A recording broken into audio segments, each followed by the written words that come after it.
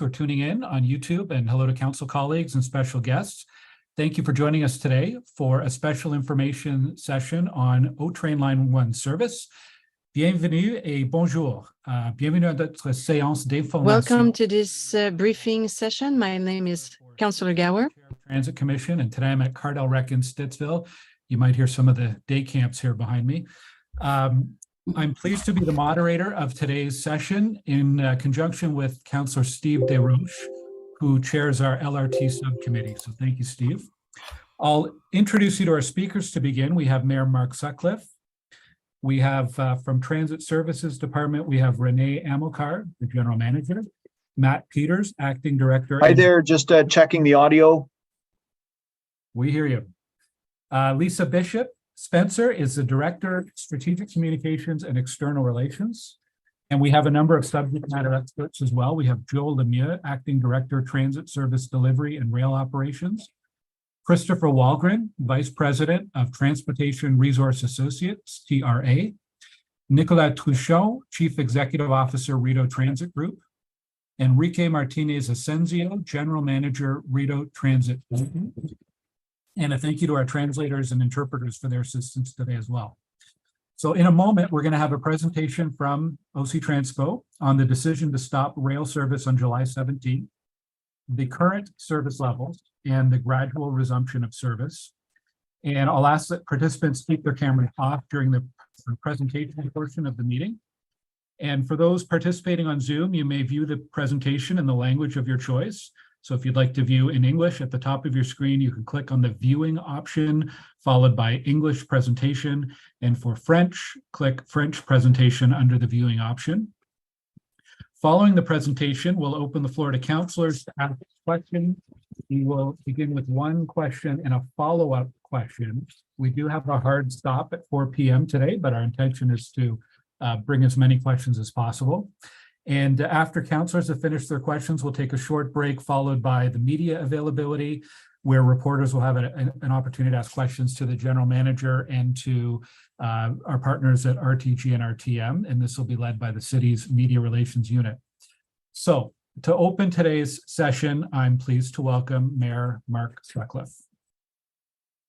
Thank you, Glenn. And I want to take a moment to thank you for all your leadership on this issue. And I want to thank Chair Desroches as well. It's been great working with both of you, and I appreciate all the extra time and effort that you've put into the work behind the scenes on this, and in communicating with our customers, with the media, and with the public in general. So I want to thank you for that. Bonjour tout le monde et bienvenue aux membres. Hello, everyone. Welcome to everyone at the City Council. Like I mentioned, over the past 2 weeks, we are using some very specific recommendation from the public inquiry. During the past couple of weeks and in media interviews as well, we're operating under some important principles as we work together to resolve the light rail issues that we've been experiencing, and we are following the recommendations of the public inquiry. First is safety. We are putting public safety first, and we did not rush the trains back into service to meet an arbitrary timeline until there was a full risk assessment and the safety plan had been verified. Second, as I hope you've all been experiencing, there is a much higher level of transparency. We're sharing as much information as possible with councillors and with the public. We're holding daily media briefings, and we're having this meeting today so that we're sharing the latest details and answering as many questions as possible. And I look forward to your questions today. Third, we are being much more effective and collaborative. This is, again, a recommendation of the public inquiry. There is a constructive and cooperative relationship that's happening between OC Transpo and the consortium to ensure that we are putting passengers and solutions and safety first. And finally, we are at last working on permanent solutions that will resolve the issues that have been plaguing the system for years now. The consortium is taking steps to reduce the pressure on the wheels and axles, and they're also redesigning the axles and wheel hub assemblies so that they can handle more pressure.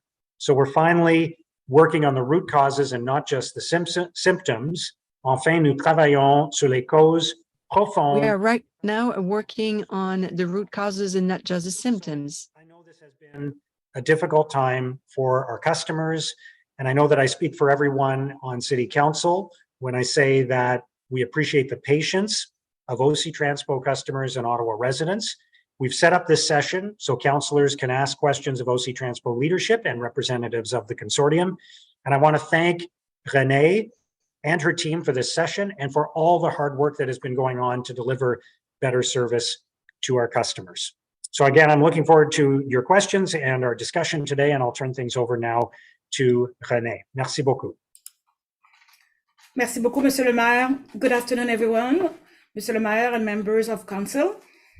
Thank you for joining us for today's Councillor information session on the ongoing interruption of full line service. Before starting, I want to apologize to you. I'm not proud of this situation, which brings a negative spotlight on our beautiful city. Despite that, you should be confident that we have put safety first, as safety is paramount at OC Transpo. Last but not least, I want to say firmly that the collaborative relationship between all parties is key to our success. This relationship is alive. RTG, RTM, Alstom, the city and OC Transpo continue to work together, and this is to the benefit of our customers and the residents of Ottawa. Today, I would like to provide a brief recap of the July 17th event and the decisions and actions that have been taken place to date. We have some photos to help illustrate and a crash course on some of the important technical details. We will also show that throughout this event, OC Transpo has incorporated its reset approach to communications, being transparent, proactive, and listening and hearing customers to make improvements. We will review the steps that remain in order for us to safely restore full Line 1 service and the work needed to put in place a permanent solution to the bearing issue.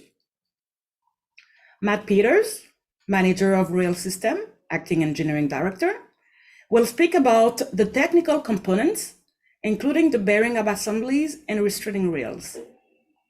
As well, Lisa Bishop-Spencer, Director of Strategic Communications and External Relations, will briefly touch on the communications work we have done to support customers and council.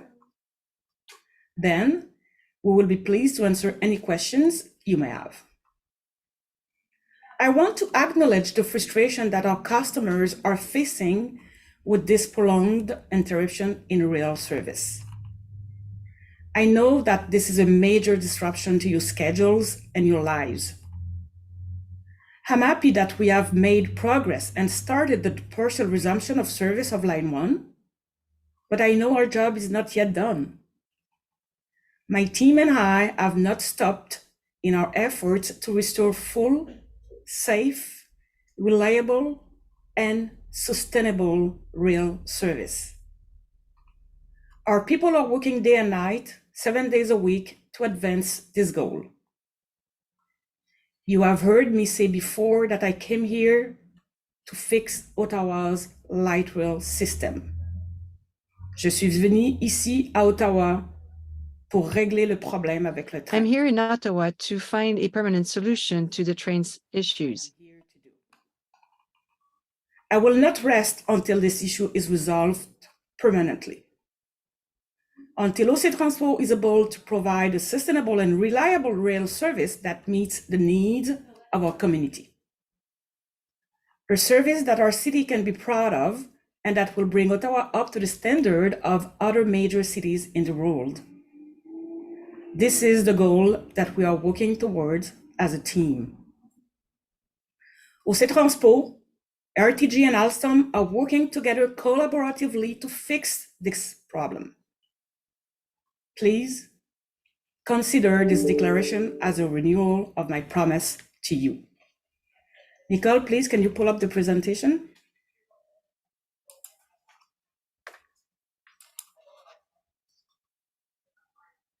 I think I don't see it. Okay, perfect. You can go to the next slide, please. Before I talk about the current service disruption that began on July 17th, I want to briefly speak about the story of the axle bearing issue. In 2021, should I say, we had a derailment and we treated the symptoms by putting in place a strict inspection regime to ensure the ongoing safety of operations. In 2022, that strict inspection regime worked as we identified an issue prior to any derailment. With this additional information and data, we enhanced the inspection regime and continued to treat the symptoms we were seeing. Now this year, we were once again able to identify an issue due to our strict inspection regimes. This is not how we want to deal with this problem. We want to get the underlying disease and solve the problem permanently. That's why it is so important that Alstom is redesigning the wheel hub assembly and RTG is correcting the tract. This will make sure that we treat the underlying root cause, the disease, and not the symptoms. This work will take time, but it is all started. Next slide, please. What happened on July 17th? During a routine inspection, an issue with the bearing on a train was discovered. The wheel hub assembly was out of tolerance. Based on this information, our team made the decision to suspend rail service out of an abundance of caution to ensure the safety of customers and employees. We immediately implemented errand bus service and deployed signage and outreach staff to stations to assist customers. We also began to provide updates to our customers on our website and via social media. Next slide, please. Since we made the safety decision to halt rail service on July 17th, we have been running errand replacement bus service to support customers.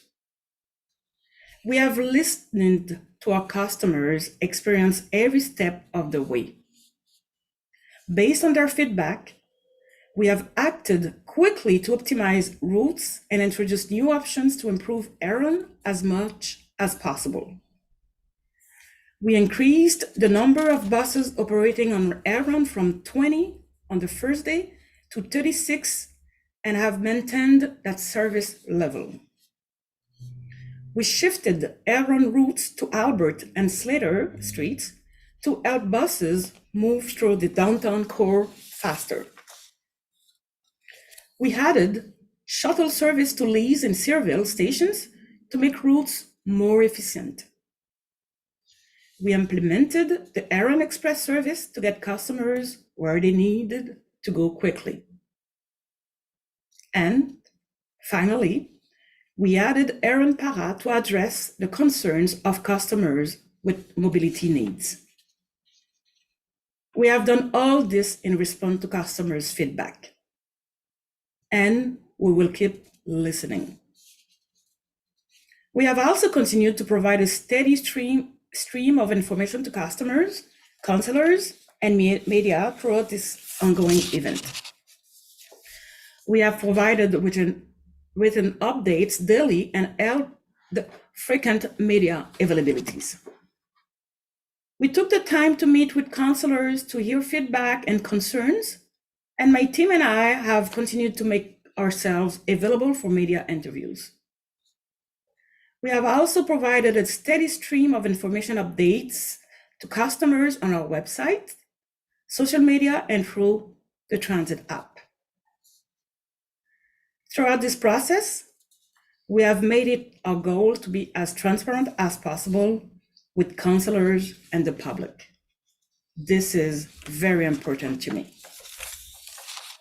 I want to thank members of Council for their support and understanding as we work to resolve this situation.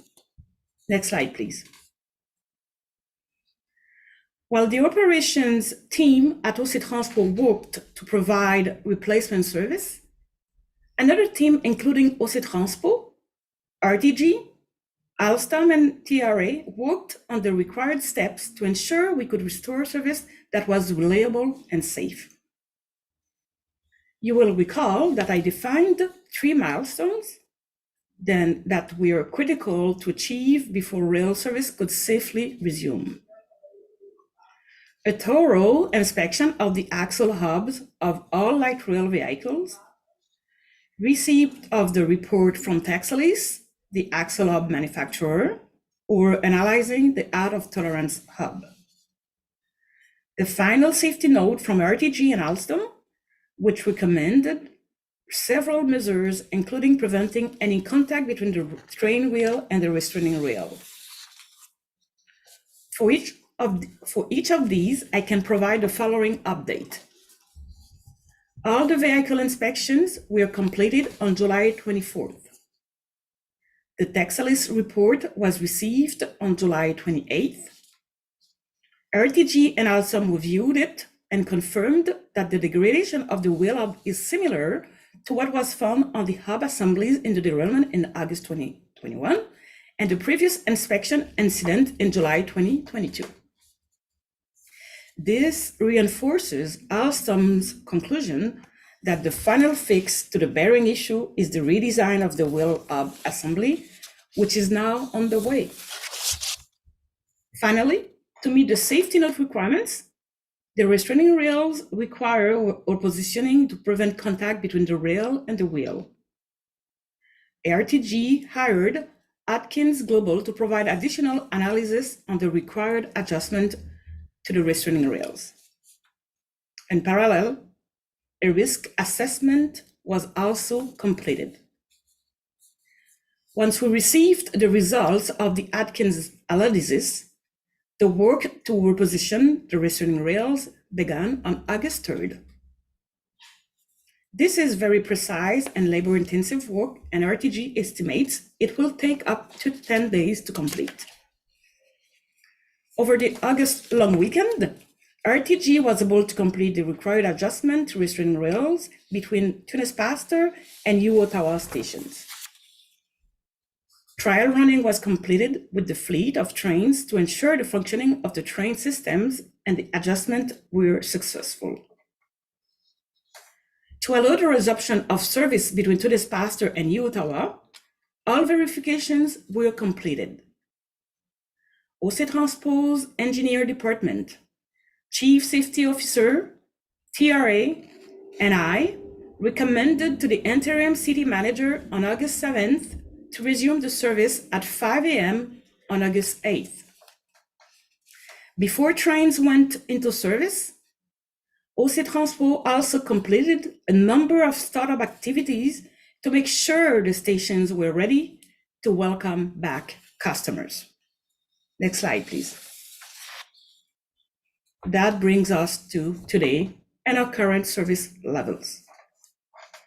Yesterday, Tuesday, August 8th, we were able to restore safe partial Line 1 service between Tunis-Pasteur and U Ottawa stations. Single car trains are running every 5 minutes. Service is running well, and the trains are able to accommodate current customers' volumes. We also continue to operate Aran Express, and Aran Para services over the full length of Line 1. As promised, I was the first to board the train. Chair Goward accompanied me from U Ottawa to Tunis-Pasteur, where we were pleased to see Mayor Sutcliffe. We welcomed the few early commuters who were traveling at 5 a.m. Next slide, please. The combined team of RTG, Alstom, and OC Transpo, with input from TRA, are working to have full service between Blair and Tunis-Pasteur restored by Monday, August 14th. To achieve this, RTG continues to work to adjust the restraining rails across the alignment. So far, they have completed 12 of the 16 locations required. Prior to full service resumption, trial running will be completed with the full fleet of vehicles, and a note confirming it is safe to resume operations will be provided for the remaining section of the line from Blair to Ottawa. Service plans continue to be finalized, but we anticipate that when full service resumes, 11 single-car trains will operate during the morning peak period, and 13 single-car trains will run in the afternoon peak. During the remainder of the day and on the weekends, 9 single-car trains will provide service until the end of August. This will accommodate current customer demand during the busiest times without the need for errand bus service. It also allows OC Transpo to sustainably manage fleet availability over the long term. My team continues to evaluate the service plan for September when ridership increases as many people return to school and work. We will provide further updates on these plans. I know there is still a lot of work to do, but we are making important progress. In addition to the safety note requirements and the rail hub redesign, we also have other improvements we can make on the track infrastructure to tackle the root cause. This includes top of rail lubrication, which will be implemented this fall by RTG. Before I turn it over to Matt Peters, I want to thank our customers for their passion. As you heard today, we are making real progress toward our goal of restoring full, safe Line 1 service for you and towards the ultimate goal of delivering permanent solutions to fix the bearing issue for the future. Matt, please. Thank you, Renee. Today I'm going to go through the different components of some of the parts we've been talking about recently as it relates to the hub assembly and restraining rails. Here is a photo of a single LRV. Each single LRV has 5 bogies in total. Each bogie has 2 axles for a total of 10 axles per LRV. Each axle has 2 hub assemblies for a total of 20 per LRV. Next slide, please. In this photo, we're essentially showing a bogie as it's mounted under an LRV with the side skirts lifted, just to give you a sense of what it looks like underneath. Next slide, please. Here you can see the bogies removed from the LRV in the maintenance shop. We're showing the motor on the one side situated between the front and back wheels, which connects to the gearbox showing on the right-hand side. You can also see the 2 axles running from wheel to wheel, and one of the locations where the bearing hub assembly is situated. Next slide, please. In this photo, as we progress down the bogie, you can see that the gearbox and the wheel has been removed, and you can start to see the hub assembly location. Next slide, please. And now we're at the bearing hub assembly removed from the LRV. This is the hub that is being replaced currently by the maintainer, and it's assembled by the manufacturer and shipped to Ottawa as a complete unit for installation in the LRVs. Next slide, please. Here's a picture showing the rail, and right next to it is the restraining rail. The rails and restraining rail are attached to concrete ties in this photo, and the ties are surrounded by ballast. As per the ongoing work to adjust the restraining rails, these adjustments are performed at each of the restraining rail brackets, and it takes significant effort and equipment to make these precise changes. Next slide, please. This photo is showing the start of the restraining rail. This picture is from track 2 looking east in a curve. The adjustments to the restraining rails that are being performed by our maintainer as part of the return to service are located in curves. You can see the number of restraining rail brackets that need to be adjusted as part of the return to service requirement. This is to ensure that there is no contact between the LRV wheels and the restraining rail. Thank you. Now I'll turn it over to my colleague, Lisa.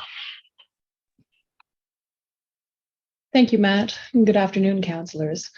I'll be providing a summary of OC Transpo's communications since the rail service interruption began. One of the most important lessons that we learned from the public inquiry was the need for increased transparency and for proactive, consistent communications to both council and the public. Bearing this in mind, our team was committed to ensuring that communications were developed to ensure that a wide variety of platforms and media were consistently provided with our information so that councillors, customers, and residents were aware of the latest information as it evolved. Since the service was halted, the team has been delivering on this commitment to transparency by so far providing over 40 email updates and memos to council, hosting 12 media availabilities, responding to 74 inquiries from our media partners, responding to over 30 councillor inquiries, organizing one series of councillor briefings before today's, delivering over 700 social media posts to provide update to customers or answer questions, and ensuring that we have between 25 and 30 outreach staff along core R1 stops and at stations during service hours. Next slide, please. Our team has also been working hard to help customers become familiar with changes to Line 1 operations. We know that the shift to single car operations will be new for customers. So the team has been working hard to develop resources to assist. The team has developed an animation to show customers what to expect at stations while we have single car trains in operation. You can find this video on our social media and on our YouTube page. We also developed and installed new decals on platforms, updated station announcements, and we continue to work on further refinements. Next slide, please. Our team will continue to have staff at major stations providing support to customers. As always, we will keep sharing updates on our social media, our website, and on the Transit app. We continue to listen to our customers and adjust messaging, signage, and information as we receive feedback. Thank you for the opportunity to share this with you today.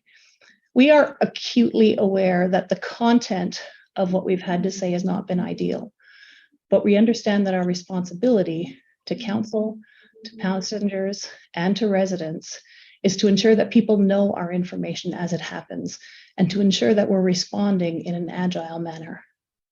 It's clear that our work isn't over yet, but we remain committed to continuously delivering information as the situation evolves.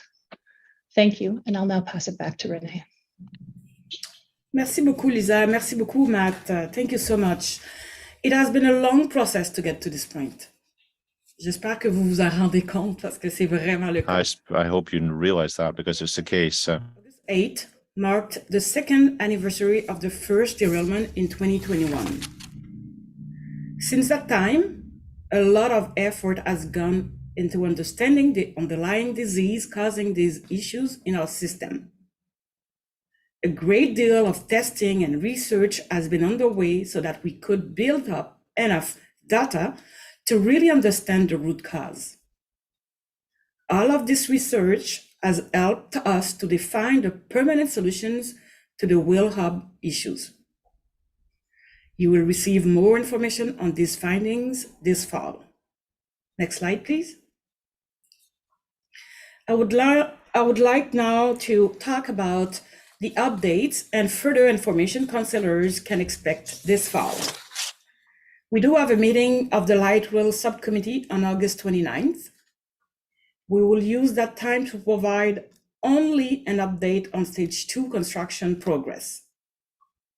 As we approach significant milestones with the Stage 2 South extension, we want to ensure that the subcommittee is free to concentrate its oversight over that important project for our city. At the scheduled meeting of Transit Commission on September 14th, we will provide an update on our service and KPIs. At the scheduled Light Rail Subcommittee meeting on September 29th, we will provide a deep dive on the Trillium Line and an update on the Public Inquiry Action Plan. Then, for the October meeting of Transit Commission, we will be bringing a full report on the axle bearing root cause analysis and the axle bearing redesign. The report, which will be published in advance, will include technical reports, including research results from the National Research Council and the Transportation Safety Board.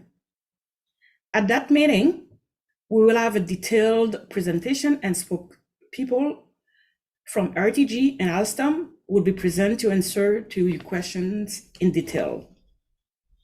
As the axle bearing issue is primarily related to the ongoing operation of Line 1, we believe it is appropriate to bring that technical discussion to the Transit Commission. Also, at the October Transit Commission meeting, we will provide an update on other incidents that have affected LRT, including the freezing rain event and the lightning strike. This balance of reporting is also reflected in the term of reference for the two committees. We are committed to transparency and frequent communication. We will continue to bring updates on transit services to committee meetings and to provide written updates when necessary.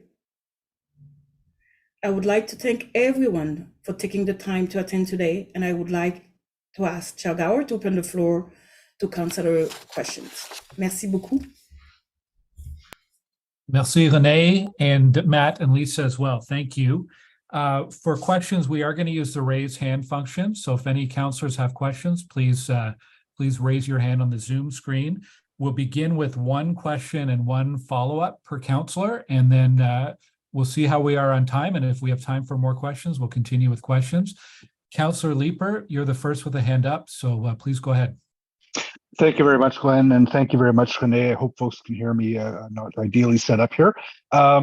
With respect to the restraining rails, my understanding is that you are moving those by very small fractions. I think, in a matter of millimeters. How rigid are those? How stationary are those once they've been put in place? Do we anticipate that they would move at all? Are we going to have to do this every year? Can you give me a little bit of color on that, please? Thank you for the question. I would ask Enrique to answer to that question, please. Thank you very much for the question, Councillor Leeper. Well, the movement we are doing at this moment, it's about a few millimeters beyond the tolerance that we already had in the project. The situation before we did the new engineering assessment for that movement was that the tolerance of this restraining rail was between 42 millimeters up to 47 millimeters. As this tolerance does not meet the requirement of no contact with the wheel, we did another engineering assessment with a third party, a third consultancy firm, to go beyond that tolerance. So at this moment, the new criteria that Atkins gave us allow the movement from 47 millimeters up to 54 millimeters. It's a very small movement, but we are talking about a very heavy steel profile. The weight could be about 40 kilograms per meter, something like that, more or less.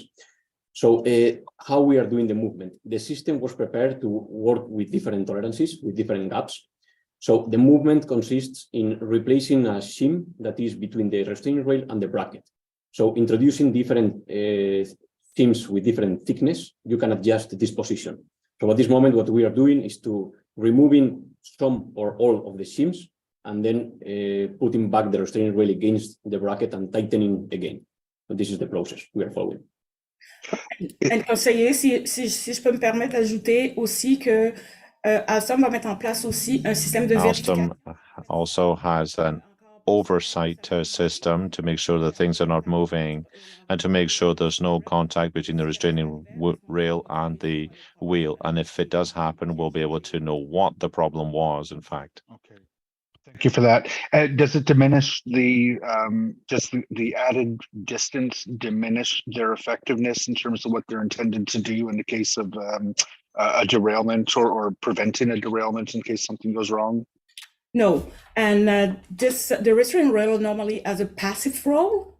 It's just in case it has to be here, and unfortunately we have contact between the wheel and the restraining rail, so that's why Alstom as asked to avoid all contacts.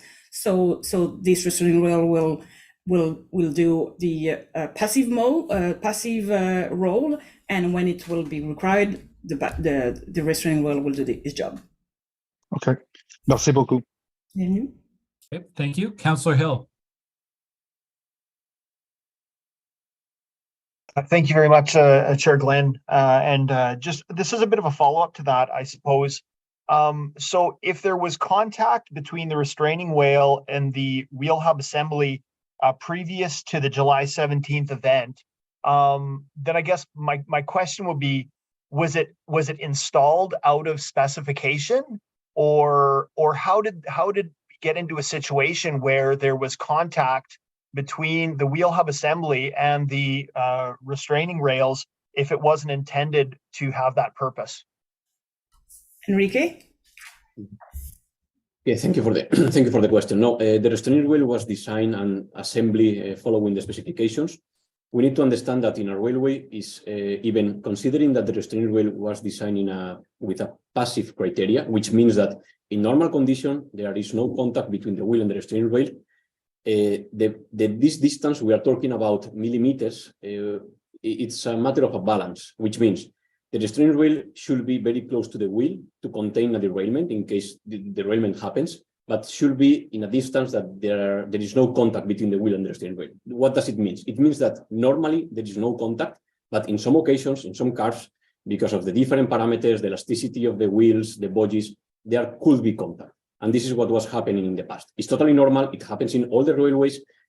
Passive restraining rails have occasional contact with the wheels, but then we had this updated requirement from the safety note from the rolling stock manufacturer that requires zero contact. Zero contact means go beyond the technical specification of the system, the original tolerances of the system. And this is why we perform an additional engineering assessment to, okay, keeping the restraining rail effective and ensuring that the restraining rail is protecting against a derailment, how far we can go in this distance. And this is the output from the Atkins report. Et si je peux me permettre, conseiller, parce que ça, c'est important aussi. I think this is an important point. Let me make it when the contract was signed, and it was an American company that supported a city in designing the tracks, and we know that the vehicle is a European make brand. In the US, it's quite common that all rail systems come with a restraining rail fitted. This wasn't the case in Europe at the time. Today, it's more common in Europe. In the US, given that there are restraining rails on the curves across the country, it means that vehicles are built to withstand constant contact with the rail without it causing problems. Now, the issue here in Ottawa is that we have a train that was designed for American trains with European trains on the track, which weren't designed for a restraining rail. And this is why we're seeing a conflict between the trains and the restraining rail. And we've done tests. And Alstom has seen or found that this contact is on a constant basis, even if it's minimal contact. And given that the contact is constant, it creates fatigue, and that fatigue means that the bearing deteriorates in a premature way. Thank you for that answer. So I guess what I have heard is that it was because of the proximity of the restraining rail being too close to the wheel hub assembly, that there was excessive contact. And the concern is that that's one of the reasons why that system is now out of the tolerance for the wheel hub. Is that correct? C'est un peu plus gros. Well, it's more than that. First of all, we knew that the symptom was play in the bearing, and we've done tests, and now we understand why that play came about. Why is there play? Well, because there are external forces which are being applied on a constant basis on the axle through the wheel. And that force was not desired. The vehicle was not designed to stand this constant force or pressure.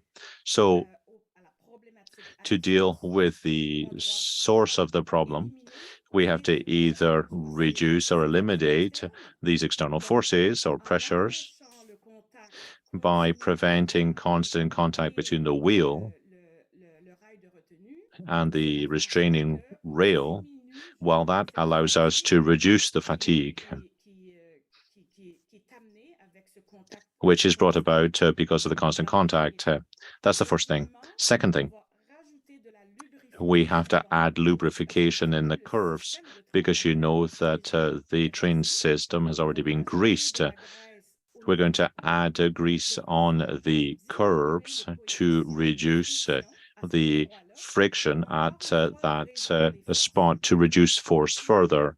And finally, Alstom has decided to completely overhaul the design of the axle to strengthen the bearings.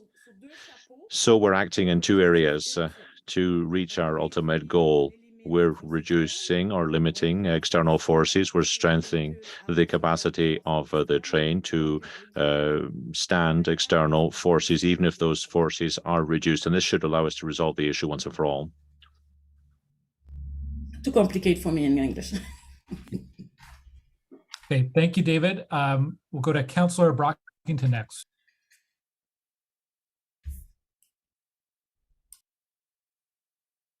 Councillor, I can't hear you. It looks like you are unmuted, but I'm not hearing any sound.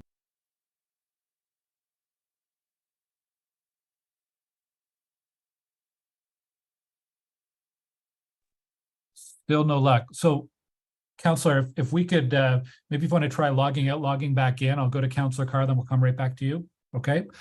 Councillor Carr. Thank you very much. Just to clarify, Chair, we have one question only that we can ask at a time? One question and one follow-up for the first round. Okay, I'm going to start on a different track and loop back then. I'm actually going to ask about the R1 Paris service specifically. I know this is the first time that we've been able to offer same-day booking service, and I was wondering if Madame Amilcar could speak a little bit about the take-up on that service and any plans for the future on adjusting Paris service and some of the circumstances that led to introduce that, please. Thank you. Joel, can you take that one, please?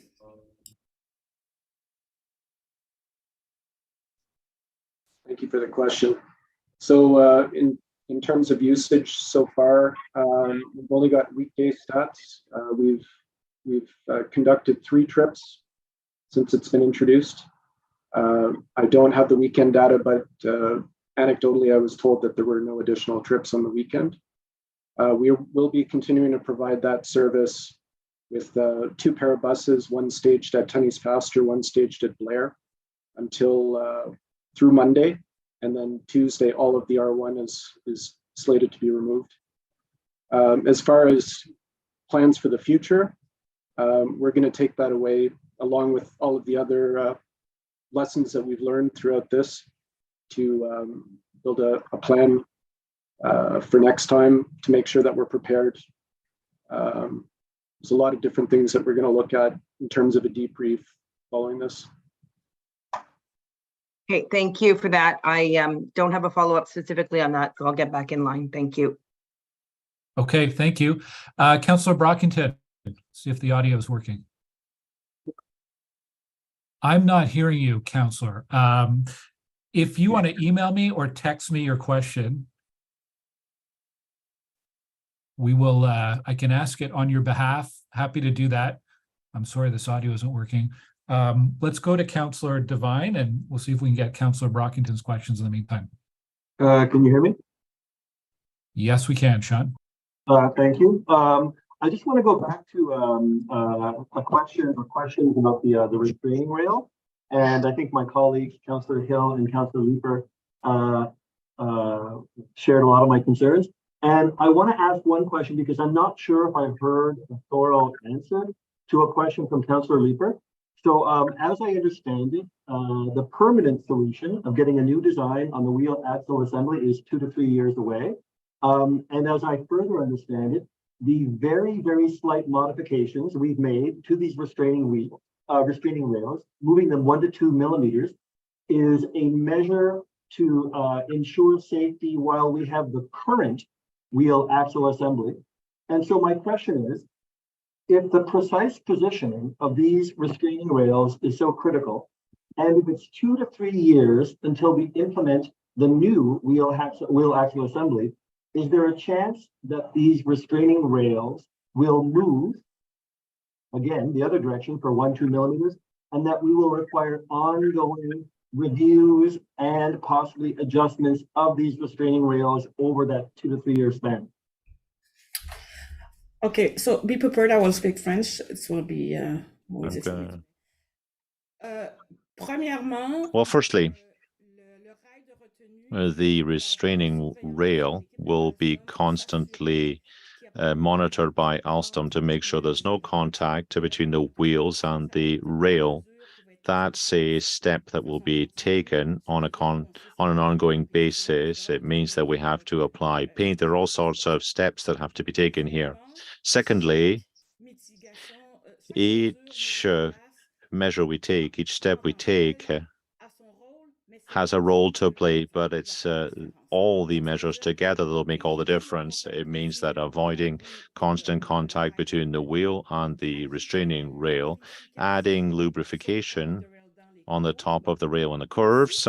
And also, I forgot to mention, but I could go further here. We're currently working with RTM, RTG and Alstom for months now. We've been working for months on this. We haven't yet finalized what we're doing, but we'll present the results in October. We're working on smart bugs.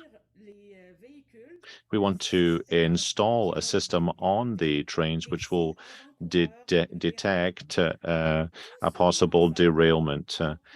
All that together, together with the new inspection system that Alstom is requiring, means, and Mark showed you this, there are 5 bogies on a train, and the bogie 5 and 1 at the tail and the head of a train.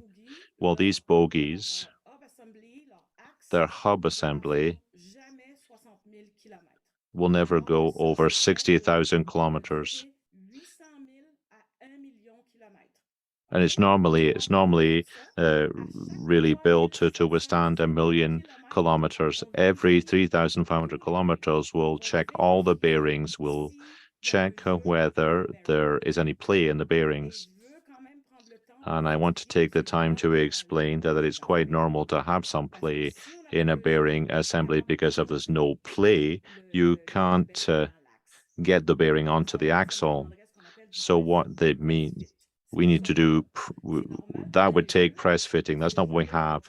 It's normal that we have play, but it can't be over 0.002. And every 3,750 kilometers, rather, Alstom will check the play in the bearing to make sure that things have not moved. Because if the play increases, it means there's a problem. This is why we are putting forward a permanent solution, the redesign. I'd like to repeat that, it's very, very important. The redesign will strengthen the bearing, and so the trains will be stronger, more robust to stand up to external forces. In addition, we're working to reduce external forces by increasing lubrication and also by preventing the restraining rail to be in constant contact with the wheel of the train. And also we'll be adding additional oversight of monitoring, which will be through a specific system, a smart bug or a different type of system. And this should help us to really see when a derailment might actually take place. Okay. And some of what you described there, Renee, provides context for the question. I can fully understand that these maintenance crews are going to be going through an exhaustive amount of monitoring and testing over the next 2 years. And I think that does provide context for my question. when you were describing the presentation, I think I heard you describe, Madame Amilcar, that as of August 14th, it sounded like you were detailing a schedule consisting exclusively of single car service. Does that mean that we are projecting single car service for the next 2 to 3 years? And are there any other proposed modifications to ensure safety, including limits on passenger load and/or operating speed? But it's mainly the whether or not we're projecting single car service for 2 to 3 years. My question. Yeah, thank you for the question. So for now, because the ridership is so low, we can easily deliver the service with single car and with a good headway for the customers. And that will help definitively to sustain the fleet, because we want to be able to give a service today, in 2 months, and in 2 years. So to do so, because now of the new regime, which consists to change all the axles for bogie 1 and 5 every 60,000 kilometers, that will bring a pressure on Alstom's team to be able to change those, to have the pieces, etc. So that's why the system has been built to be either run one single train or two. So because of the ridership, we're looking for that. So we can easily use single train. So I will come back to you this week for sure, because we're still working on some data to make sure that what we can provide for September. However, it could be a combination of the both. Sometimes it will be one single train cars. Sometimes that could be double cars. Okay. Thank you, Sean. We're going to go to Councillor Brockington, who switched computers. Third time's the charm. Can you hear me? I've never been so happy to hear your voice, Councillor. Go ahead. All right. Thank you, Chair. I was trying to say, I want to thank you for hosting this session. It's very important, and to give members a live opportunity to hear the presentation and ask questions. I have many, but I will stick to the limits. Madame Amilcar, for the first week or so that I attended your media availabilities, you were receiving a lot of questions about the hub wheel assembly. You were answering questions about the assemblies and why you believed this was not just the identification of a root cause, but that this was the actual solution to this problem. And you said many times that once this is fixed, our issues with LRT will be fixed themselves, our service interruptions. And I just want to throw out a concern here, because this is not the only issue that still plagues our system. You mentioned today that the report on the catenary system, the functionality, particularly in freezing rain, which in June you said was coming to our September meeting, is now coming to October. And I just want to say how important it is for us to ensure the public's expectations are met, and that we don't raise them to a point where they're going to be dashed again. And my point is, we've been talking a lot about the wheel hub assemblies, and rightly so, but we have other issues and other challenges that we haven't solved yet. The TSB report, final report is still due, and the catenary system, we still haven't received a report on root causes there, and more particularly the solutions. So can you just talk to the fact that in addition to the wheel hub assembly, there are other challenges for the LRT that must be solved, and the timelines of those reports, if there's anything else you can add? Thank you very much, Councillor.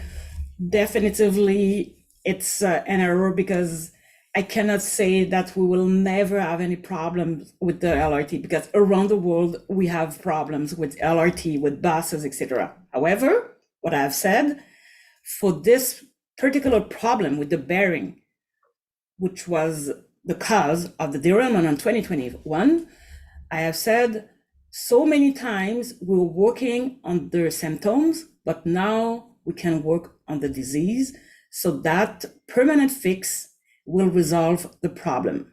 Okay, so definitively we will have other issues, and what I have said as well is I want to be able here at OC Transpo to respond quickly to those issues, to make sure that we can continue to augment clientele's experience. I will never, and if I have said that, it's not true. We will continue to have problem, for sure. We will continue to maintain the fleet. We will continue to measure. That's why I used to share KPIs with you during the Transit Commission. We will continue to do our due diligence, but things will happen, and we will make sure that with our partners, we can respond as quick as possible. And as Lisa said as well, we will learn from the past. It was a lot of learning. We had a lot of opportunity to learn during this problem, and we'll continue to listen to our customers, to hear them, and to make sure that we can improve the service. But I have to continue to say that we will continue to have challenges with the LRT, with the buses, with the parabuses, etc. Our capacity to answer to those issues will help a lot to the customers' trust and for sure their experience. Thank you for that. And Chair, if I may, can you or the mayor clarify where we will be having a discussion on potential compensation to riders, whether it's going to be at the August City Council meeting or the September Transit Commission meeting, and whether staff are working on options, plural, for our consideration, whether cost analysis is being done, costs associated with not paying RTG, RTM, the monthly payments versus the new costs that we're paying to run the service, additional buses. Is all that financial number crunching being done now? And if it is going to come to council or transit commission, will we be presented with a number of options for our consideration? Thank you. I can begin with an answer, and if the mayor has anything to add. So 2 weeks ago, I did ask our city manager and Madame Amilcar for that accounting. And Renee has committed to having all of the accounting to us by the next Transit Commission meeting. If we have it earlier, I'm sure it'll be made available earlier. Ultimately, any decision on compensation that involves finances has to be done at council. So we could certainly have a conversation at Transit Commission, but ultimately it would be City Council that would need to make the final decision. So the dates around when that discussion or conversation would happen are to be determined. Mayor, do you have any other comments or anything to add? No, that's a good summary. Thank you, Glenn. Thanks for the question, Riley. Okay, thank you, Riley. Councillor Menard on first round. Thank you very much, Chair. Everyone can hear me okay? Okay, great. Just appreciate the update here. My question is in relation to the Transportation Safety Board and what kind of communication we may be having with them at this time.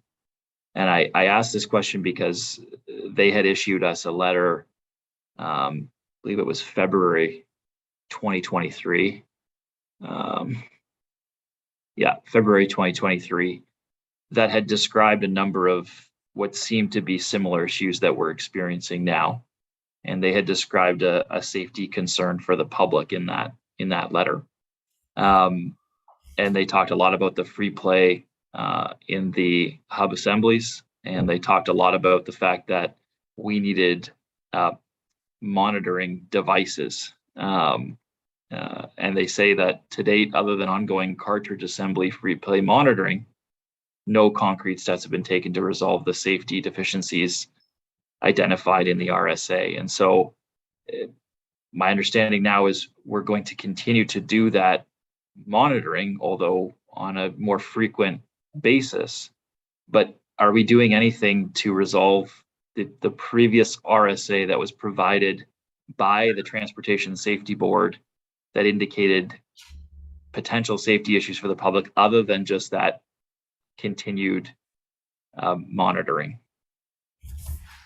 Thank you, Councillor. First, I would like to say that on July 17th, when we had this issue, the Chief Safety Officer called TSB to inform that we just found this LRV with this problematic. And 1 week later, I think TSB called us to say that they won't do anything with that because that has been found during an inspection regime, which is excellent. That's why we have inspection. It's to be able to find those kind of things. So, but we're still working with them, and we'll let them inform for sure. And all the mitigation measure that we have put in place, and I talk about the smart bugs. It was one of the recommendations from TSB as well. So we are working very, very closely with all of those recommendations, either from the public inquiries report, from TSB, NRC, Alstom, RTG, RTM, ourselves, etc. So yeah, it's a collaborative work that we're doing, and it's very, very complex. It's not simple. It's not only one thing. It's a combination of everything. And I think that we have done our due diligence. Okay, yeah, so I thank you for that, Madame Amilcar. I just want to make sure that we're going to be implementing, given what we've seen, the TSB letter came to fruition, there were concerns. We had to pull our transit system for upwards almost of a month. So they mentioned things like heat detection systems within the wheel hub assemblies. And they mentioned things like onboard monitoring safety systems for those safety critical LRV components, such as cartridge roller bearing assembly. So just to reiterate the need to implement the things that TSB has said, just on this call, I'll just reiterate the need to do that. And it would be helpful to have a report on that at Transit Commission, just to understand what the TSB has asked the City of Ottawa to do and what we are or are not doing with those recommendations directly from the TSB. And the last question I have is just, are we anticipating a notice of default to RTM? Obviously, we've had significant disruption issues again.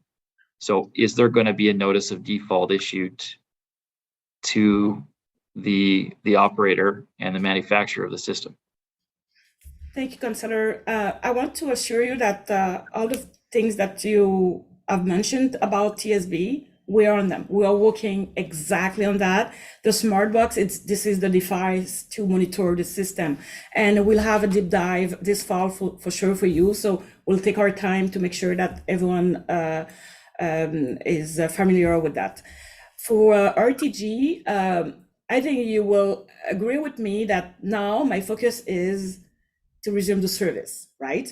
And we have a PA, and we are working now on a collaborative mode, and I will dispute after. So now I want to make sure that we resume the service, and after that I will come back with RTG, and I will see what we have on the PA, and we will see what we will do. For now, we are working together. We are working very well together, and we'll dispute later. Thank you, Chair.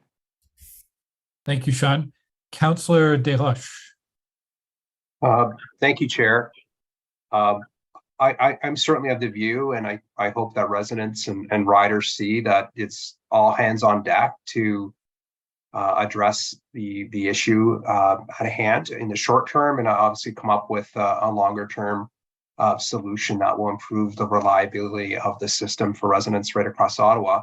I guess in my role as oversight of the work that's being undertaken, I wanted to ask you, Renee, if you have everything that you need at the present time in terms of technical expertise or resources to, again, respond to the current challenge of putting the system back online and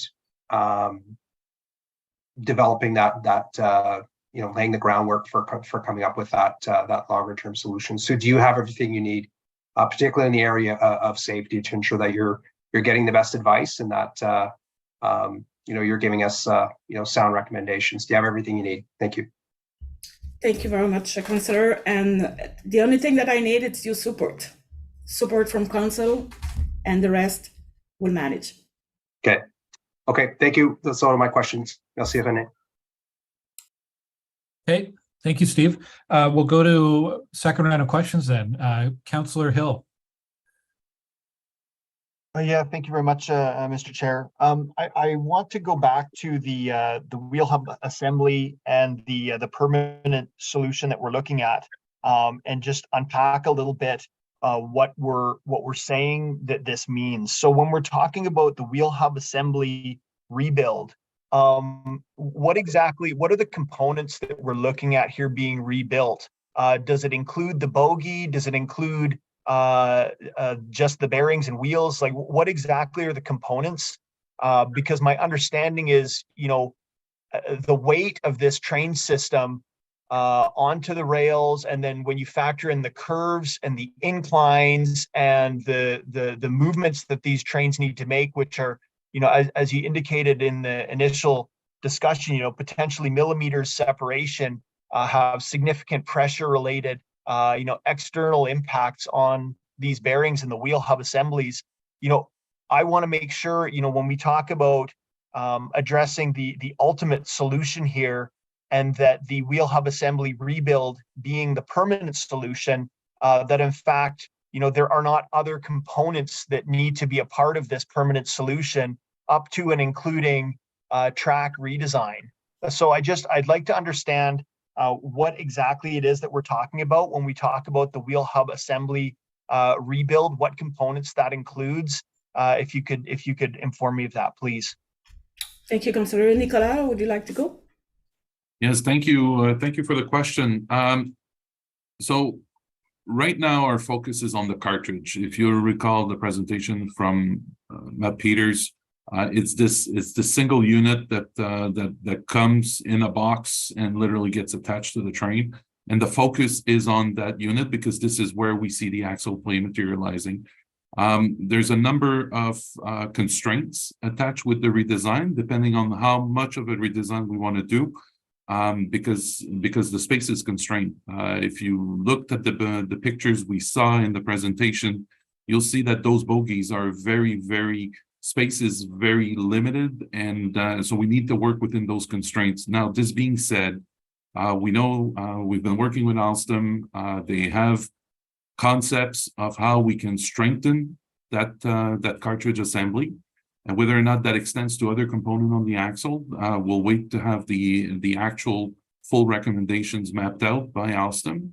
But at the end of the day, this is what we're focusing on right now, and this is where we think we will be able to permanently address the issue.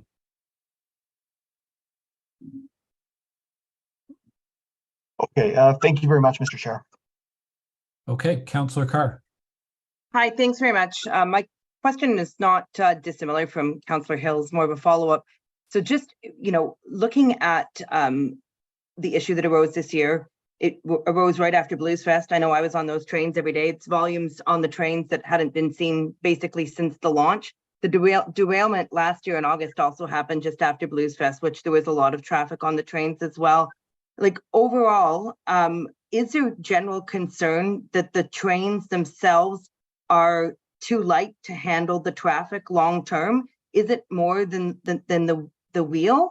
I was interested to hear Madame Makar's explanation of the fact that it was a sort of a European train that had been built on an American track. Like, longer term, do we think that as the system's expanding, we're hoping to attract more people to transit, that these vehicles are the appropriate vehicles for Ottawa? Merci pour la question. Les trains ont été conçus pour avoir 300 The personnes. train was conceived so we have about 300 passengers per train, per wagon. And this comes back because after the Blues Fest, we had a high volume. The cars were tested. in terms of weight and capacity. What we're looking at right now, we're talking about bogie number 1 and 5, the one at the head and one at the tail. Every 60,000 kilometers, we will be changing the hub. These hubs were supposed to be changed only after 800 kilometers. So this is very safe within the system. Also, there will be no more contact between the restraining rail and the wheel. We will be able to reduce the fatigue of the different components. At the same time, we will be lubricating the top rail in curves to reduce the friction coefficient. This will reduce the external forces. And then we have a long-term solution with Alstom. They will be redesigning the hub. We will have a new design that will be much more robust, resistant to these external forces. Thank you so much. Thank you for all your work. I saw over the past 3 weeks that you improve communication. I think that the residents are very happy about that. Thank you so much for that. And thank you for all the explanations. Because it's very technical, I understand that. My pleasure. Thank you very much. And I'll just echo what Marty said. The communication has been excellent. And even though I've been away from town and email, I feel as though I walked into this briefing with a lot of this information already at hand. And thank you very much, Glenn, for making sure that the many materials that OC is putting out have been crossing my desk. The one thing I don't think I have a good handle on is with respect to installing redesigned cartridges on the trains and when that will all be done. My understanding is that the timeline is roughly 1.5 to 2 years to complete that work. From what I've heard, the cartridge, like a new bearing assembly, is not yet designed. So that's going to be one phase of the work. Then, of course, it has to be procured, it has to be machined, it has to be assembled, it has to be shipped, and it has to be installed. Where are we from seeing those different steps accomplished? When do we expect that we'll hear that there is a final design for the final axle bearing solution? And then when do we expect that we would receive a shipment of an assembled component that we can put on our trains?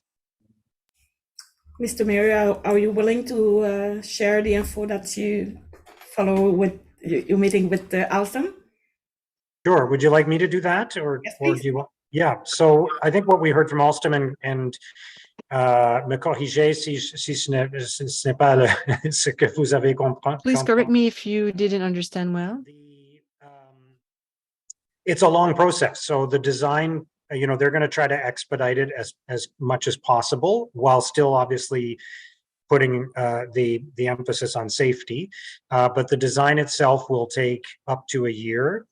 And then there is the manufacturing that will have to take place. And you listed a bunch of things that are all part of that process. The one that I would add to your list, Jeff, is testing, right? So the, they have to be manufactured and then installed and tested rigorously before they are, and perhaps at that point there might need to be some adjustments made. So the design itself will take a year, and then it's, the manufacturing process. After that, testing, implementation, which could take another year, and it could take longer. Let's be honest about it. It could take longer than that. And in the meantime, that's why we'll be swapping out the axles every 60,000 kilometers. Okay. Are there companies that are prepared to start manufacturing a redesigned assembly? I'm worried that there may be backlogs of work. I mean, obviously, a lot of people are looking for a lot of light rail right now. They are committed to do so, and it was the part of the documents that I absolutely wanted to receive before to resume the service yesterday. Okay. Sorry, forgive me, I think I'm out of bounds asking a sort of a third question, but a year to redesign it. So can I just ask why so long? I mean, I'm not going to go upstairs and whip up a new assembly design today, but it seems like a long time. If you want to take a shot at it, Jeff, we're... Je peux répondre parce que j'ai travaillé aussi dans l'aéronautique, alors c'était la même chose. I worked before that in aeronautic. Rails is also a very complex situation. I think you had very good questions today. We're talking about a plot of 1 to 2 millimeters. So imagine a new product that will be designed. First of all, it has to be done by many engineers and specialists. And you're right. We can ask why. But then we have to look at the interaction on the rest of the system. But what is the good news is that Alstom already started on the new design. They have a commercial agreement with RTG. So this is a fact. So the work has already been started. Then we will be receiving a prototype. We might receive 1 or 2. We will be using for a little while. But we won't be using a prototype without knowing it's working well. I want that Alstom take all the time that they need, proceed with all the needed tests, and make sure that the part satisfied our needs. Then it will be the production phase. If the prototype doesn't work, then we cannot start production. As soon as the prototype is okay, we'll start production, then we'll go into retrofitting all the cars. This is what we were doing with plane engines. So with a prototype, I think after a few months, we have a very good idea. And then we can slowly start a production, not for the whole part, but some parts. It's only when we know that the prototypes satisfied to all the criteria, we will begin full production. The clarification. Thanks for your indulgence, Glenn. Thank you. Councillor Devine. Thank you. I'm just going to follow up again a little bit on what Councillor Cooper was saying there. So while I appreciate the fact that we are on track towards a certain solution, which involves the redesign of these real actual assemblies, I have to admit it's still mind-boggling and frustrating that what we were trying to fix wasn't understood or seen in the first place. The fact that we have to redesign something that I assume was not properly designed in the first place. But my question is, what part of the process moving forward will ensure that we do not make the same mistake twice? So I understand that perhaps a lengthy design process of 12 months is part of what will help assure that the new wheel axle assembly we end up with is a permanent solution. Because the thing I'm worried about, part of what seems like the entire problem is new untested technology. And now we're about to implement redesign, but still yet new untested technology. And I'm glad that if that's the permanent solution, fantastic. But can you just tell me what about the next 2 to 3 years, design, prototyping, and testing will ensure that the permanent solution is in fact a permanent solution, that we're not back at square one again? So I just want to jump in for a quick comment in response to what you're saying, Sean. And I'm not an engineer, obviously, but so anybody on the call can correct me on this. I think to be clear, when something like a wheel assembly and axles or an engine or any piece of any design that has moving parts, when it's designed, it's not that there's a good design and a bad design. Like, it's not binary, right? There isn't a thing that will work and a thing that will not work. There typically are things that will work and things that will work better. And you learn from designing something, implementing it, you encounter some problems, you improve the design. So I think we're not moving from a design that doesn't work to one that does work. We're moving to a design that will work better. And I think that's important to understand. Where again, as I said at the beginning, we're on the one hand reducing pressure. The pressure that will be on the axles and wheels, and we're increasing the capacity of the axles and wheels to withstand pressure. So we're doing both those things, but there is still going to be pressure. There's still going to be contact. The trains will make contact with the tracks. That's how it works, So I think what we're focused on is improving things so that the thresholds are better and the level of contact is reduced to within an acceptable area. So forgive me for, offering a layperson's perspective on engineering, but that's my understanding of it. Did anybody else want to answer? Councillor, I don't hear you very well. Matt, can you answer? Maybe if you no, okay. Can you try to maybe ask your question again? And your introduction, I missed your introduction, unfortunately, so I cannot say if it was okay or not. I could summarize. It's how can we be sure we're doing this differently this time? We're good engineers the last time, and things gonna work. How do we know it'll be different this time? Okay, thank you very much. So I think the prototype will be very important. And that's why I said we will take our time this time, right? We won't rush anyone. But KPIs will measure things. And we know where we are now, and we know where we want to go, so we will be able to measure. I think it's very, very, very important to test and measure. And we'll be, as usual, very, very transparent with you as council, and we will present everything to you before to move forward. Thank you. I'll be the 30th person to say I'm not an engineer. So I'm not an engineer, but I do understand that force, speed and weight will increase force and friction. I will handle a curve a lot easier, a speed curve, if I go around the curve slowly. Even when we get our new wheel hub assemblies, will we still have any kind of risk? Will the trains have to have lower speed around what we know are tight curves to avoid excessive amounts of force and friction and pressure along those curves? This is a fair question. So normally the train is built to be able to deal with those kind of curves.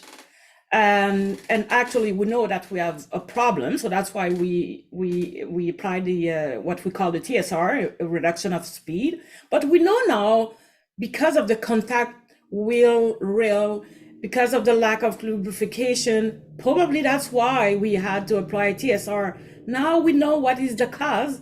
Before it's because we didn't know, it's like, let's go slowly because, you don't know what you will find. But now we're working on the disease. And after that, it's only the test that we will have, the result that we will have, the result that we will analyze, that will bring us back to the original plan. This system is built to run at a certain kilometer. There is no reason why it shouldn't potentially move forward with that speed. Okay, thank you, Sean. We're at 3:57. I wanted to ask, in the 3 minutes we have Chris Walgren here from TRA, who've been providing a third-party oversight. Chris, since July 17th, can you describe what your organization's role has been and what kind of activities you've done? Absolutely, I'd be happy to talk about that. So as you know, we're closely familiar, our subject matter experts are familiar with the history of the hubs and the bearings and the actions that have been taken. And we've been there to review all of the proposed approaches to mitigating the hazards. And as Renee says, treating the symptom and looking for a cure for the disease. I like the way that that's put.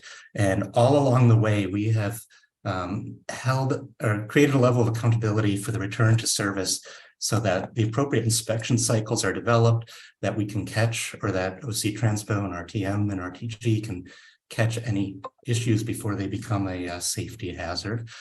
So we have reviewed the proposed approaches, put an ROK on that, and then reviewed the actual documentation that's developed by the inspection teams, by the engineering teams, to verify that that aligns with what was proposed and what's been discussed in the meetings. This summer, when the new issue arose, we wanted to see and make sure that all parties were ensuring that they were finding out whether it was consistent with the past patterns or whether there was something new. And they had to demonstrate to us that there was sufficient evidence that the issues were related and that we're continuing down that path of resolution. And we're satisfied with the proposed approach for the re-engineered hub assembly. Throughout this, we've looked at the schedule. We've always put safety first and emphasized that safety must be put first before return to service. We know there are a lot of pressures to return trains to operation. We're big fans of getting those trains back into operation, but we also know that all the right check marks must be checked off before we can return to service, to put it on a very simple level. But we've had engineers and subject matter experts looking at every part of the process that's been developed, and we've been working with Alstom, RTG, RTM, and OC Transpo officials throughout the process to make sure that they're crossing all their T's and dotting all their I's. Okay, thank you, Chris. Your advice to commission and council in the past has been really helpful. So it's good to have you continuing to be involved in Thank you. Yeah, that is our time. We're at 4:00 p.m. Thank you to residents and media who've been watching on YouTube. Thank you to council colleagues and Mayor Sutcliffe. And thank you to Renee and your team and our partners as well. And Renee, thank you for your leadership. This has been a difficult few weeks, but you are a strong and spirited leader, and appreciate that you're at the helm for this. So merci beaucoup. Thank you. The media availability is coming up in 15 minutes, and it's going to be on this Zoom channel for our people who are participating in that. You can stay logged in, and I'll turn things over to Kendra and the media relations team. Thanks, everyone.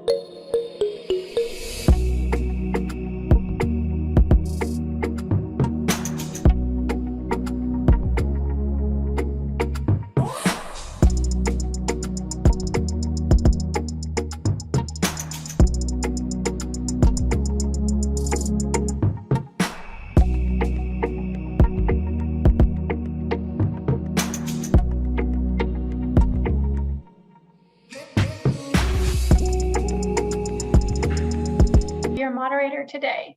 Je serai votre modératrice aujourd'hui. This media availability is available in full French or full English. If you would like audio interpretation, click the interpretation globe icon in the bottom menu, then select your preferred language. You can ask your questions in the language of your choice. Today, we're offering an opportunity to ask questions on the information presented at the Councillor Information session earlier this afternoon. Available for questions today, we have Mayor Mark Sutcliffe, Councillor Glenn Gower, Chair of Transit Commission, Renee Amilcar, General Manager, Transit Services Department, Matt Peters, Acting Director, Engineering Services, Joel Lemieux, Acting Director, Transit Service Delivery and Rail Operations, Lisa Bishop-Spencer, Director, Strategic Communications and External Relations, Christopher Walgren, Vice President, Transportation Resource Associates, Nicolas Fouchon, Chief Executive Officer, Rideau Transit Group, and Enrique Martinez Asensio, General Manager, Rideau Transit Maintenance. I will now invite each agency to ask their questions in alphabetical order. You may ask one question with a follow-up. We'll now start with Elise Skura at CBC Ottawa. Thank you very much. During the meeting which just ended, Madame Amilcar had explained how restraining rails are common in North America, I suppose, but not so common in the UK. Could you explain this in English for us? Thank you. Thank you for the question. So what I said, it's common in America to have restraining rail, and Chris is here. He can speak further than me for sure. So normally the vehicles that we will use those kind of tracks with restraining rails will be built, and it's common to have contact here in America. However, in Europe it was not the case, and maybe that's why we think a European vehicle with a track designed by experts from USA, maybe that's why we have this conflict with the wheel and the restraining rail. Maybe Chris can say better than I, because he's from USA anyway. I had a feeling you might pass the baton over to me with that, Renee. Yeah, one of the things that we do see when we bring rail vehicles over from Europe to North America is that there are operational differences here and engineering differences that are required on vehicles for the types of operation we run. So it's not I would say it's not uncommon to run into unexpected issues. That's happening here in the States right now with the new Amtrak high-speed rail cars. As they're being tested, we're discovering what wasn't known in the engineering. In the case of the restraining rails, as you spoke of at OC Transpo, we do incorporate those into a lot of designs in North America as an extra layer of safety. And some of that just comes into the mindset that we have with our rail transit systems here in North America, rather, to just give that extra layer of safety. Okay. And in terms of that, it sounds to me like kind of a mismatch between a European train and an American rail. And I'm just wondering, since that's been something that's kind of been discussed now for years as a potential issue, then why was this restraining rail problem not brought forward earlier?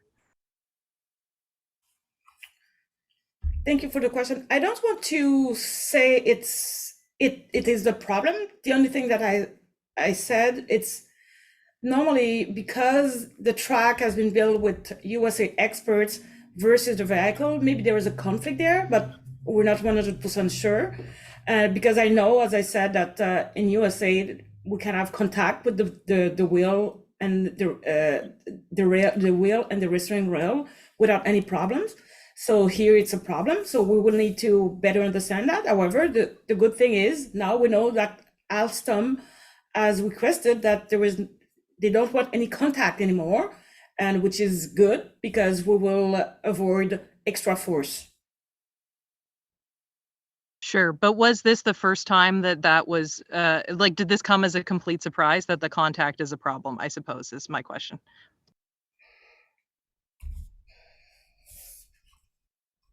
Qui peut répondre? If I may, maybe let me take another try at this. When we say U.S. engineer, what we're saying is U.S. design standards in the United States. I think what we're looking at here is a situation where we have a design philosophy in North America, which is different than the design philosophy that we would see in Europe. And I think it's at this point it's an observation. What we see with respect to the restraining rail, to provide maybe a bit of additional flavor, the restraining rail, when we designed and tested the system back in 2019, was not an issue. There was no contact with the restraining rail. However, as the system evolves and track settles, we see the gauge on the vehicle and on the distance between the two rails moving within the tolerance. It's moving as it's settling within the ballast, but it's also moving as a result of temperature. When we get into higher temperature, the rail expands and the gauge gets wider. And when we move to colder temperature, the gauge becomes narrower. There's also a phenomenon, the wheels, when we start with brand new wheels on the vehicle versus the wheels that have seen some mileage, there is a difference in thickness on the flange of the wheel. So it's I don't want to oversimplify things. It's a complex equation, and it's a complex equilibrium that needs to be struck that would get us to the position we're in today, where considering the location where the track is versus the restraining rail, we needed to do some further adjustments to eliminate that contact on the wheel. Contact on the wheel is a design philosophy. We could get experts to talk to you about restraining rail design philosophy. The one that we have used in Ottawa is one where contact is not necessary. However, at this point, we work by elimination. So we want to eliminate the restraining rail contact from the equation so that we can focus on improving the resilience of the cartridge. Thank you. We'll now go to Ben Andrews at CBC Radio. Thank you. My question is picking up from the Q&A session earlier. So there was a question there that was about how the redesign of the wheel hub assembly is going to be different this time around. And the answer was that we'll take our time this time. So my question is from Amilcar, and I'm wondering how the timelines are going to compare this time to last and how that time is going to be used differently. Thank you for the question. First, and I have the opportunity to speak with Alstom many times, and Alstom is clear by avoiding the contact with the restraining rail and by adding the lubrication on the curb, the fleet is okay. However, for an abundance of caution, Alstom will redesign the axle. So that means we're not in a rush where we need absolutely something tomorrow, right? However, we know as well that we will change the axles after 60,000 kilometers, which is very, very aggressive, and that will cost a lot of manpower, a lot of pieces, etc., etc. But we'll manage those things to make sure that with the new design, when we'll go on test with the prototype, we'll make sure that will answer to our questions. At least now we know what questions we have, right? We don't want any play. We want this vehicle to be able to face with force. We will reduce or maybe eliminate those force, and we will strengthen the bearing to be able to receive more force. And again, that will take time, but it's not a brand new redesign either. We know what we are looking for. We know what we need this new axle be able to do.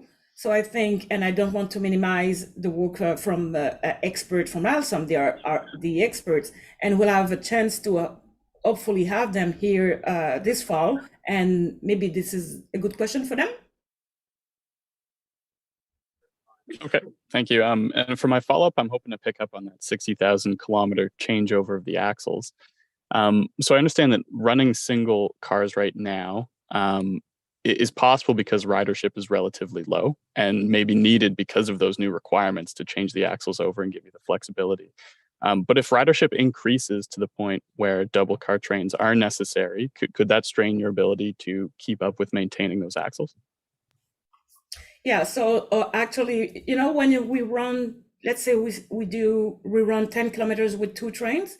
So the kilometer is augmented for both of trains. So when we run only one train, we save the other one. And if the ridership, let's say the ridership come back and we will need maybe double cars, maybe we will, I don't know, offer 8 double cars instead of 15 or 13 double cars to make sure that, again, we can continue to deliver the service. And the sustainability here is the key point, because we know it's safe, we know we can, but we want to make sure that we don't give a service for a certain time, and after that we have to ground the fleet because we will need to maybe change the axles or proceed with inspection, etc., etc. So this is for industrial engineers, and Alstom has a lot of good people to manage that, and we support them on that process. Thank you. Thank you. We'll now go to Sarah Kirkle at City News Ottawa. Thank you. So I'm just wondering, you mentioned that you're looking into data to determine the number of cars that you'll have for the fall, 1 versus 2 car trains. And I'm just wondering what kind of data you're looking at and what will determine that decision. Thank you very much for the question. So the ridership is important. Let's say maybe if we are at 50% from 2019, that means with the same number of cars, but this time will be single car, we can easily give the service. So before, remember, during the peak hour AM, we used to have 13 double cars. So for 50% of the ridership, we can have 13 single cars. However, sometimes that could be just for a short period of time. We can have an extra peak. So this fine tune, I need to understand it with my team to be able to work with TOCC to make sure that can we maybe launch 1 or 2 extra trains at this period to make sure that we can augment the experience for our customers, to have sufficient room and where people can board the train easily. I guess another way of asking that question is, what's preventing you from implementing 2 cars right now? Yeah, again, it's if I use 2 cars in the same time, and if I don't need the second car, I will need to bring it up the maintenance because it will reach a certain level of kilometer, and we will need to inspect it and probably change the axle, etc., as we don't need to. So that's why it's a challenge. Okay, thank you. And I just wanted to quickly ask, I know it's been mentioned like previously with the council information session and with others as well about the weight of the trains. There's been a couple of different answers I've heard, so I just wanted to clarify if you're still looking into the weight of the train being a contributing factor, or if it's something that you think there is a fix for right now. Enrique, please. Well, when we are talking about the forces and loads in the wheel, for sure the weight is an input, is a variable that we have to consider. But it's very clear that the train was designed for the specific transport capacity, and the volume of passengers in the train shouldn't be a problem. Thank you. We'll now go to Josh Pringle at City of Ottawa. Thank you very much and good afternoon. Once again, going back to the Councillor Q&A this afternoon, Councillor Gower mentioned asking the city manager, Madame Emilcar, to look at the costs incurred so far during the shutdown, and that a report will be presented to Transit Commission next month. Will that report look at possible options available to councillors for no charge transit, refunds so far, and how to pay for it? Thank you for the question. Actually, I'm gathering data about what is the cost to continue to deliver the service without the LRT. You know, we have shuttles, we have parabuses, we have regular errand service, etc., and a lot of people with red vests to accompany our clientele. So for sure, when RTG doesn't deliver the service, I don't pay RTG, but I need to be able to balance my budget. So I will propose something for sure to Chair Gower, and I will work with my team to see what we can do. And I think it was clear that at the end of the day, this will be council decision, but my goal will, as usual, I will collaborate for sure, and I will try to think outside the box to find maybe potential solution. However, I want to just say it again that I still need $39 million to close the gap this year.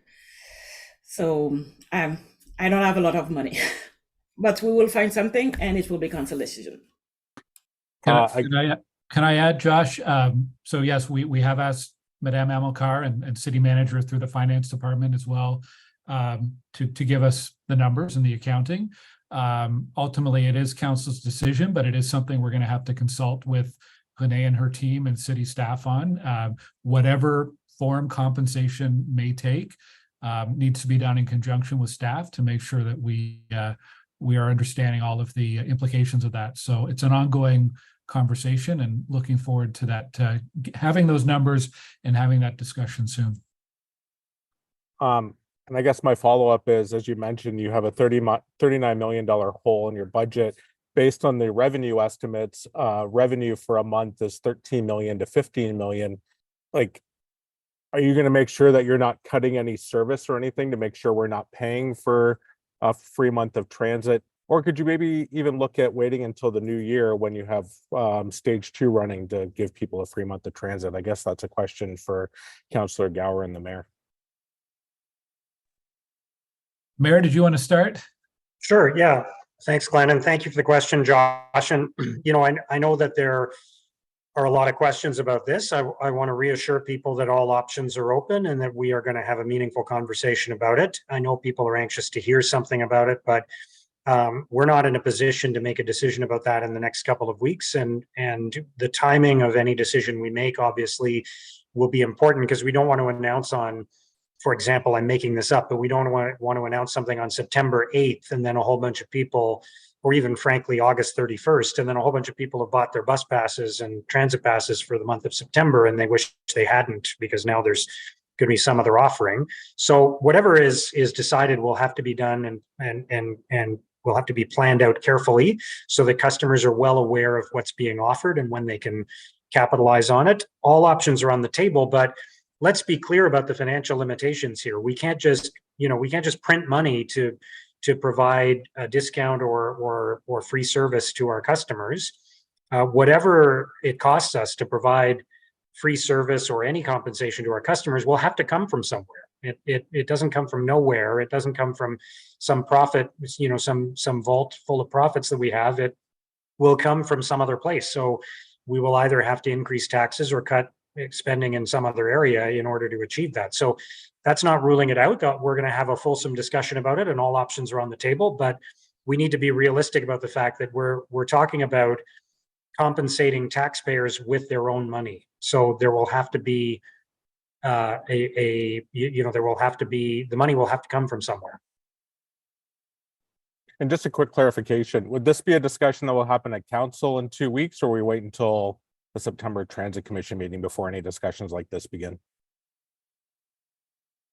I'm happy to hear what Renee and Glenn have to say about this as well, but my expectation is that it won't. The next council meeting is next Wednesday. Is it next Wednesday or is it the following Wednesday? It's the following Wednesday. Sorry, you're right. So it's in 2 weeks. I don't think we'll be in a position to discuss it at that time, because I think more work needs to go into whatever would be proposed. Thank you. Thank you. We'll now go to Joanne Loshes, the Ottawa Citizen. I think Josh just asked the questions that I had on my list. Thanks. Okay, thanks, Joanne. Nous allons maintenant à Francis Rochon, TVA Ottawa-Gatineau. TV Ottawa-Gatineau. Hello, my question is for Renee Amilcar. What I'm trying to understand here is the following. Now, you say you've discovered that the rails were not compatible with the train, that there was constant contact. How is it possible that you didn't see this in the studies that were done for this project? How was it possible that you missed it? Thank you very much for your question. Well, Mr. Truchon said this earlier. During the test, there was no contact. I wasn't there at that time. I don't have the data.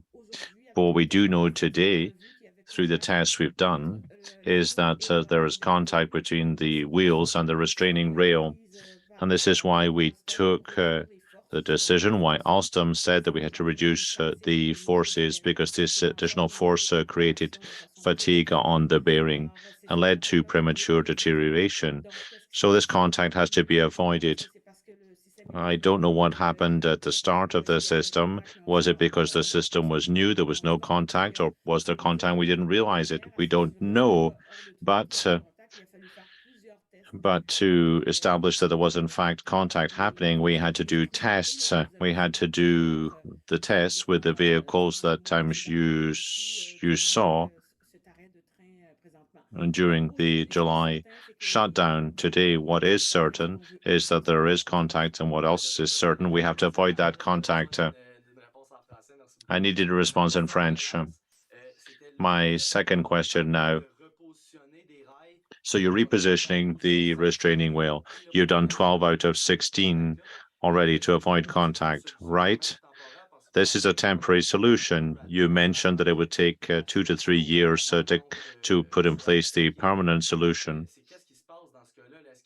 So what's happening? Will you have to constantly reposition the rails, and will there be ongoing contact at some point? Well, Alstom has been very clear, in fact, by avoiding contact between the wheels and the restraining wheel, by increasing lubrication of the rails and the curves, the current fleet is able to do what it was designed to do. By taking these precautionary measures, Alstom has decided, in consultation with RTG, to rework the axle and to strengthen the bearing. This means by doing what Alstom has asked us to do, the trains can work properly, but Alstom wants to make sure that everything works perfectly. This is why they're going beyond what they've asked to do, and they're redesigning the axle. For bogie 1 and 5, we know that every 60,000 kilometers we'll be changing those bogies. Normally they're designed for 800,000 to 1 million kilometers. So we're really taking a lot of precautionary measures to make sure that the system can function safely. Thank you. Thank you. We have some time for additional questions today. If you'd like to ask another question, please use the raise hand function, and we will come your way shortly. Elise Gura, CBC. Thank you very much. We had some questions from councillors today about the detection systems, and I know that there had been tests that Richard Holder had been telling us about of the smart bug technology. I was just wondering if there was any update on that kind of prototype and whether or not it was ready to be put into regular service. Matt, please. Thank you very much for your question. So the smart bug testing was ongoing, is still installed on the multiple trains that we have it on.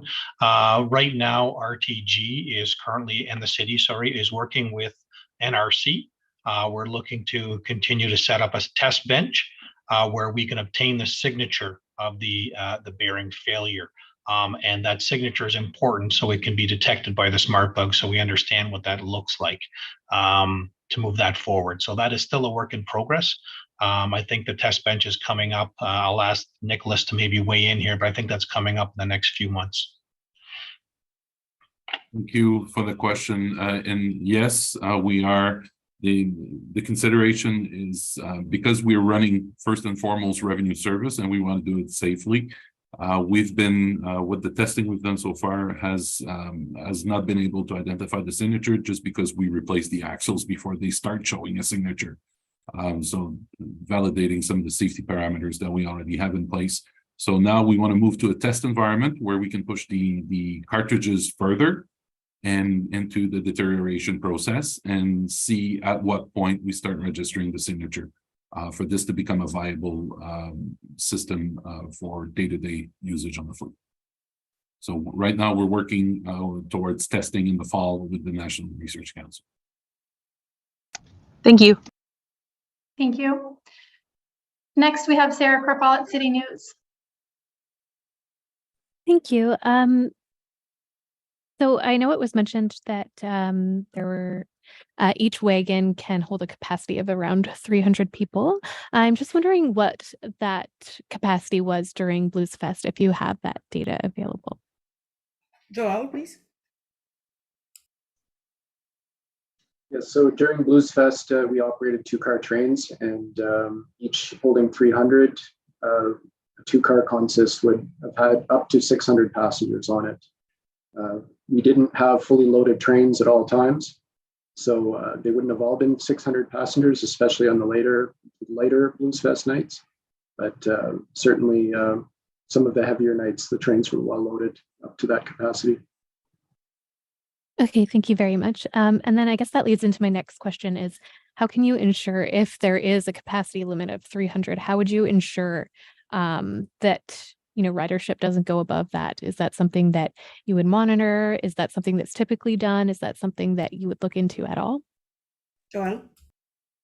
So that occurs naturally. The trains would have to be, that sort of Japanese vision of being stuffed onto a train. That's how you get to 600. You never get to that level of loading on the trains, especially for events like that. We have staff on the platforms to prevent the trains from being overloaded. We also have a remote camera monitoring of the platforms in the control center.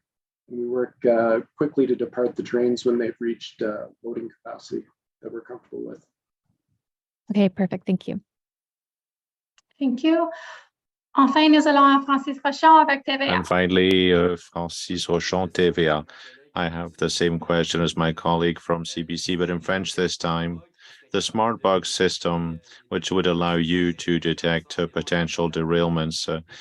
Do you have an estimate of when this will be installed? Thank you for your question. We're still at the testing phase. And what we're looking for really is to see when the smart bug will give us a signature. That's to say, at what stage of deterioration of the bearing will we have a signature? We can't do that on the main line because it's a line that carries passengers. So RTG and ourselves are in discussion with the NRC to do a testing bench, and that'll allow us to push the data to their extremes, and then we'll be able to generate the signature. And if that doesn't work, we're going to have to look at other options. There are several tools on the market. We have to see which one works for us. Thank you. Fantastic. Enjoy your day. Thank you. This brings us to the end of the media availability. Cela conclut le point de presse d'aujourd'hui. Thanks for your time, everyone. Thank you. Merci.